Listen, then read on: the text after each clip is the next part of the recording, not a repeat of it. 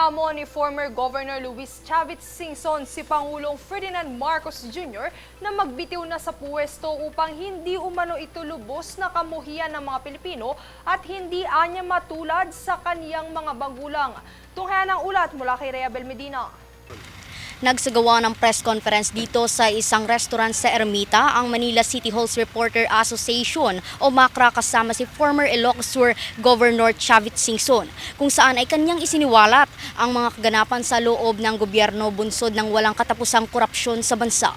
The best thing ako na gawin mo, kausapin mo yung kapatid mo, magbitaw na lang. Honorable exit. Nobody's perfect. Nagkakamali naman lahat ng tao. Mag-sorry siya at magbitaw na. More honorable ka ako. Bago makakarinig siya ng mga masasama. Kaya narinig yan, minumura lang ang tao. So, I'm very sure sa survey, 80+% na ayaw na galit ng tao. Tapos niluloko pa nila.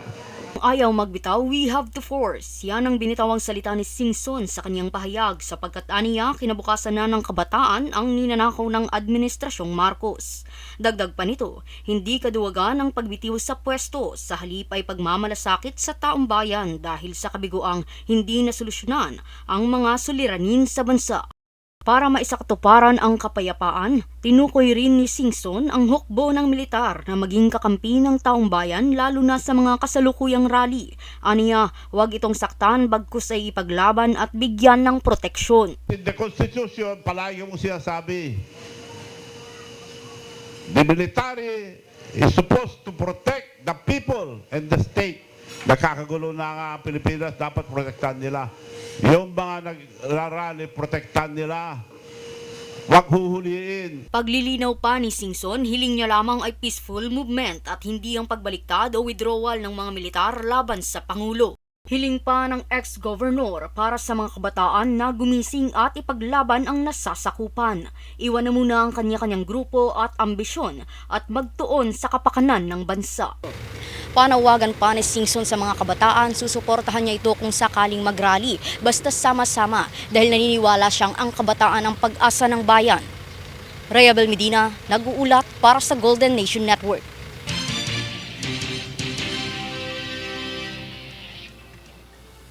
Samantala, mas nagpatibay ng guilty verdict kay dismiss Bamban Tarlac Mayor Alice Guo ang panawagan para sa mas mahigpit na pagpapatupad ng bagong batas sa Pogo Ban. Ito ay makaraang hatulan nitong Huwebes ng reklusyon perpetua o 20 to 40 years na pagkakabilanggo si Guo at 3 pang akusado para sa qualified human trafficking. Kaugnay nito ay niutos din ng kote ang agarang paglilipat kay Guo mula sa Pasig City Jail patungo sa Correctional Institution for Women at ang pag-forfeit ng buong Baofu compound.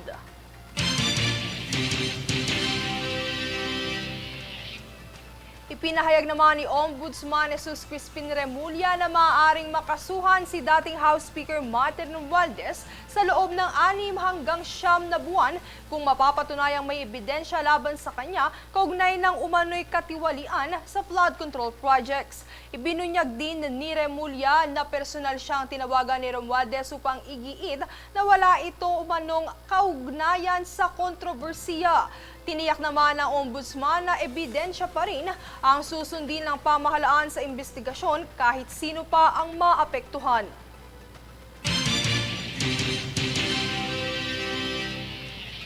Sa iba pang ulat, formal nang isinumite ng Department of Public Works and Highways o DPWH at Independent Commission for Infrastructure o ICI sa Office of the Ombudsman ang kahon-kahong ebidensya tungkol sa anomalya sa flood control projects. Tunghayan ang ulat mula kay Joby Rodriguez. Isinumite na ang mga ebidensya na hawak ng Department of Public Works and Highways o DPWH at Independent Commission for Infrastructure o ICI sa Office of the Ombudsman ngayong Biyernes. Ayon kay DPWH Secretary Vince Dizon, tuloy-tuloy na ang pagpapanagot sa mga personalidad na dawit sa korupsyon sa flood control projects. Ang lahat ng dapat managot, mananagot na. At sabi nga niya, bilang na ang masasayang araw nilang lahat, sabi ng Pangulo ito, at tuloy-tuloy na po ito. Wala pong sasantuhin ang gobyerno, wala pong sisinuhin, base lang po sa ebidensyang ating makakalap kung saan po tayo dadali ng ebidensya, doon po tayo. Ang mga ebidensyang isinumite ay kaugnay sa flood control mess na patuloy na iniimbestigahan ng DPWH at ICI. Naglalaman ang mga kahong ito ng mga ebidensya kaugnay ng posibleng pananagutan ni na former Speaker Martin Romualdez at ex-Congressman Zaldico sa flood control scandal. Ayon kay DPWH Secretary Dizon, ang mga kontrata at papeles mula sa kumpanyang SunWest Corporation at Hightone na pagmamayari ng mga ko ay kabilang sa kanilang isinumite. Dagdag pa ng kalihim, kabilang sa mga inirekomenda nila sa ombudsman na kaso laban kay Romualdez at co ay ang plunder, paglabag sa Anti-Graft and Corrupt Practices Act at direct bribery. And these are, letter A, violation of Republic Act 7080 or an act defining and penalizing the crime of plunder. Letter B, violations of Section 3A, B, and E and H of Republic Act 3019 or the Anti-Graft and Corrupt Practices Act. And finally, violation of Article 210 of the Revised Penal Code on direct bribery. Jovi Rodriguez, nag-uulat para sa Golden Nation Network.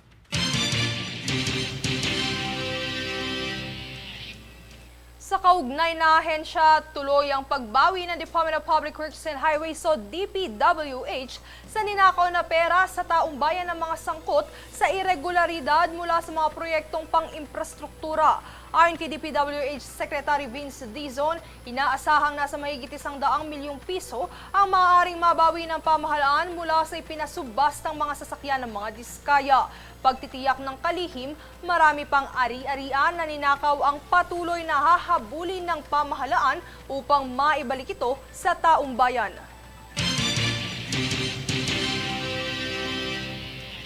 Sa kaugnay pa rin na balita, nagkaroon ng matagumpay na public auction ang Bureau of Customs o BOC kung saan nakalikom ito ng mahigit 38 million pesos mula sa mga nakumpiskang sasakyang konektado sa Diskaya family bilang patunay ng pagpapatupad ng batas at pagbabalik ng yaman sa publiko.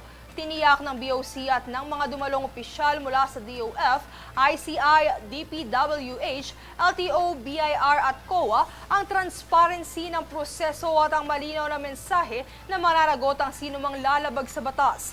Inaasahan namang magkakaroon ng panibagong round ng bidding para sa mga sasakyang hindi nakuha kasabay ng muling pagkalkula ng kanilang floor price upang bigyan ng isa pang pagkakataon ng mga interesadong kalahok.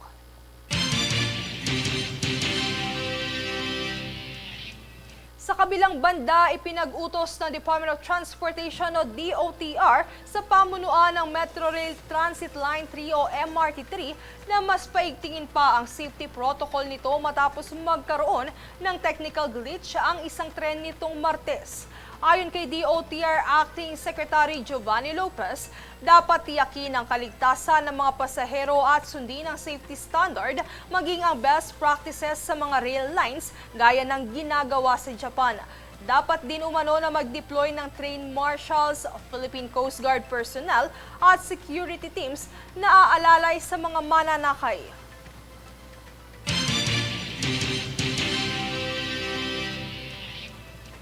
Samantala, matapos naman irekomenda ng DPWH at ICI ang kasong plunder, graft at bribery laban kay dating House Speaker Martin Romualdez, bunsod ng pagkakadawit nito sa kamakailang isiniwalat ni Zaldico ay agad nitong pinabulaanan ng kaniyang kampo.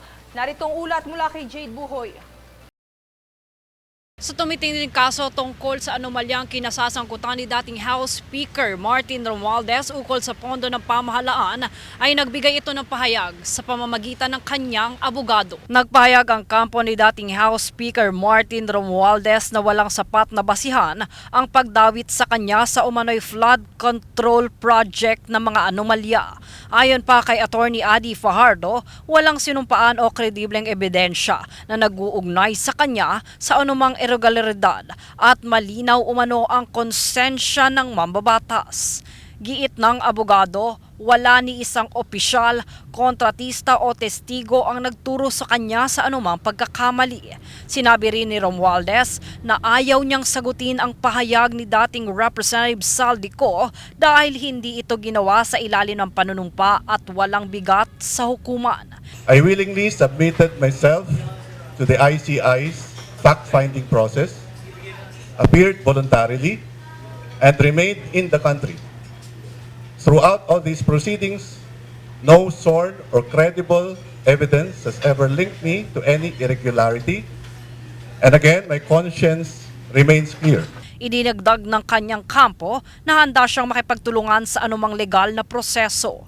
Kaugnay ng kaso, inirekomenda ng Department of Public Works and Highways o DPWH at Independent Commission for Infrastructure o ICI ang pagsasampa ng plunder, graft at direct bribery dahil sa umano'y 100 billion peso na anomalya sa flood control projects mula 2016 hanggang 2025.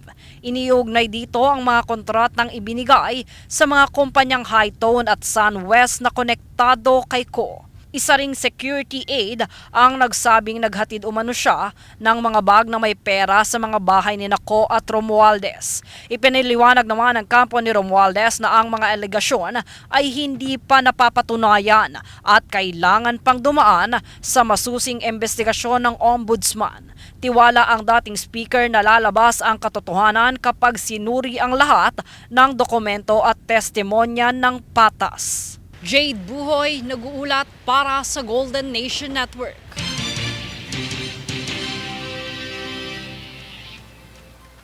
Susunod sa News Force.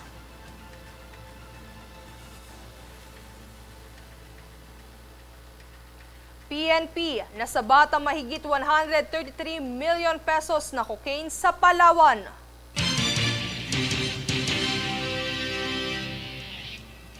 Eldrew Yulo, lalahok sa 4 na kategorya sa Junior Worlds.